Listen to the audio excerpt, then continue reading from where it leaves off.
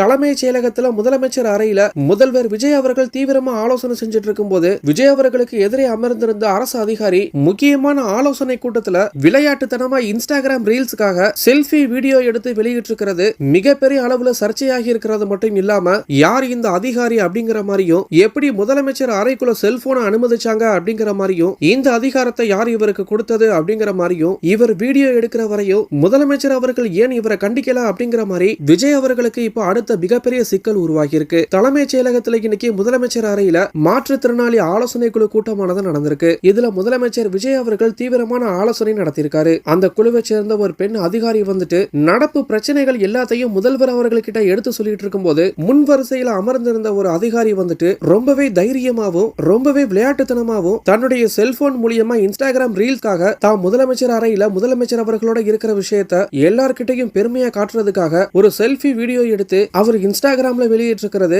இப்ப மிகப்பெரிய அளவுல சர்ச்சையாகி இருக்கு. இதுவரைக்கும் எந்த ஒரு ஆட்சியிலையும் எந்த ஒரு முதலமைச்சர்களும் அனுமதிக்காத இந்த மாதிரி ஒரு விஷயத்த முதல்வர் விஜய் அவர்கள் அனுமதிச்சிருக்காரா அப்படிங்கிற மாதிரி தான் பலரும் இந்த வீடியோ பார்த்து கேள்வி எழுப்பிட்டு வந்துட்டு இருக்காங்க. இப்ப யார் இந்த நபர் அப்படிங்கிற மாதிரியும் இந்த நபருக்கு இப்படி ஒரு தைரியத்தை யார் கொடுத்தது அப்படிங்கிற மாதிரியும் இவர் முழுமையா வீடியோ எடுக்கிற வரையும் யாரும் இவரை கண்டிக்கலையா அப்படிங்கிற மாதிரி எல்லார் மத்தியிலையும் இப்ப மிகப்பெரிய அளவுல இந்த விஷயம் சர்ச்சையாகி இருக்கு. இப்போ இந்த நபர் யார் அப்படிங்கிற விஷயத்தையும் என்ன நடந்துச்சு அப்படிங்கறதையும் ரொம்பவே தீவிரமா விசாரணை செஞ்சுட்டு வந்துட்டு இருக்கிறதா தலைமைச் செயலகம் வட்டாரங்கள் தெரிவிச்சிருக்கு. இந்த அதிகாரியோட செயல் பத்தின உங்களுடைய கருத்து என்ன அப்படிங்கறத கீழே இருக்கிற கமெண்ட் பாக்ஸ்ல போஸ்ட் பண்ணுங்க.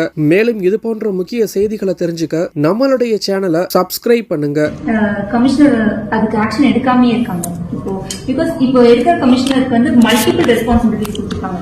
இண்டிபெண்டன்ட் கமிஷனர் இருக்கணும். ஒரே ஒரு கமிஷனரா மட்டுமே இருந்தா மட்டும்தான் அவர் வந்து அந்த வேலைகளை செய்ய முடியும். அவருக்கு வந்து வேற பல ரெஸ்பான்சிபிலிட்டி சென்டர் ஆஃப் எக்ஸலன்ஸையும் பார்த்துக்கணும், எஜுகேஷன் டிபார்ட்மெண்ட்டையும் பார்த்துக்கணும். இப்படி பல ரெஸ்பான்சிபிலிட்டி